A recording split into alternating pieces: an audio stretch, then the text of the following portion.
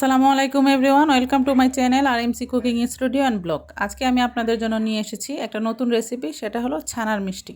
এই মিষ্টিটা কিন্তু বেশি মিষ্টিও না, আবার কম মিষ্টিও না। যাদের জন্য মিষ্টি খাওয়া বারণ তাদের জন্য একটা পারফেক্ট মিষ্টি। খুব সহজেই এই মিষ্টিটা তৈরি করা যায়। প্রথমে আমি ছানাটা রেডি করে নিয়েছি, আর ছানা তৈরিটা কিন্তু আমি আপনাদেরকে দেখাইনি, কারণ সবাই ছানাটা তৈরি করতে চিনে। আমি এখানে ছানাটা ভালো করে এভাবে মথে নিয়েছি। তারপর আমি ছানাটা একটা ভেজা কাপড় দিয়ে ঢেকে এক সাইডে রেখে দিব। এই ছানার মিষ্টিটা এত ইজি যে আপনারা 15 মিনিটেই তৈরি করে নিতে পারেন। এখন মিষ্টির শিরাটা তৈরি করে নিব। আমি একটা সসপ্যানে চিনি দিয়ে দিলাম 1 কাপেরও কম, আর এর মধ্যে পানি দিয়ে দিব 4 কাপ। পানিটা দিয়ে আমি চুলার মধ্যে বসিয়ে দিব শিরাটা বলক আসার জন্য। আর এর মধ্যে আমি একটা এলাচের গুঁটা দিয়ে দিয়েছি। মিষ্টির মধ্যে হালকা এলাচের ফ্লেভারটা কিন্তু অনেক ভালো লাগে। যাদের কাছে এলাচের ফ্লেভারটা ভালো লাগে না তারা এলাচটা বাদ দিতে পারেন। এখন শিরাটা বলক আসতে আসতে আমি এদিকে মিষ্টিটা রেডি করে নিব। এভাবে আমি ছোট ছোট করে গোল গোল করে বল করে নিয়েছি। এভাবে আমি সমান করে সবগুলা মিষ্টি তৈরি করে নিব।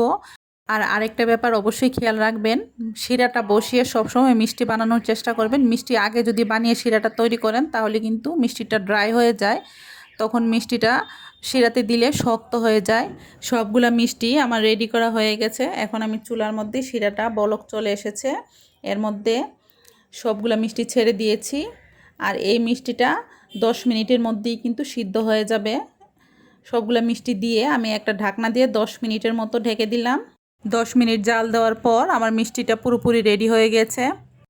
এখন আমি একটা বাটিতে নিয়ে আপনাদেরকে দেখাচ্ছি। আমি একটা বাটিতে মিষ্টিগুলো নিয়ে নিলাম। খুব সহজেই কিন্তু এই মিষ্টিটা ঘরে তৈরি করা যায়। এই মিষ্টিটা দেখতে যতটা সুন্দর, খেতে কিন্তু ততটাই মজার হয়েছে। আর যারা মিষ্টি কম পছন্দ করেন বা মিষ্টি খাওয়া একেবারেই বারণ, তারা কিন্তু এই মিষ্টিটা ট্রাই করে দেখতে পারেন। এখন মিষ্টির উপরে আমি কিছু বাদাম কুচি দিয়ে সাজিয়ে দিয়েছি। আশা করি আপনাদের কাছে এই মিষ্টির রেসিপিটা ভালো লেগেছে। যদি আমার রেসিপিটা ভালো লেগে থাকে তাহলে অবশ্যই আমার চ্যানেলটিকে সাবস্ক্রাইব করবেন এবং পাশে থাকা বেল আইকনটি ক্লিক করবেন। ধন্যবাদ। খোদা হাফেজ।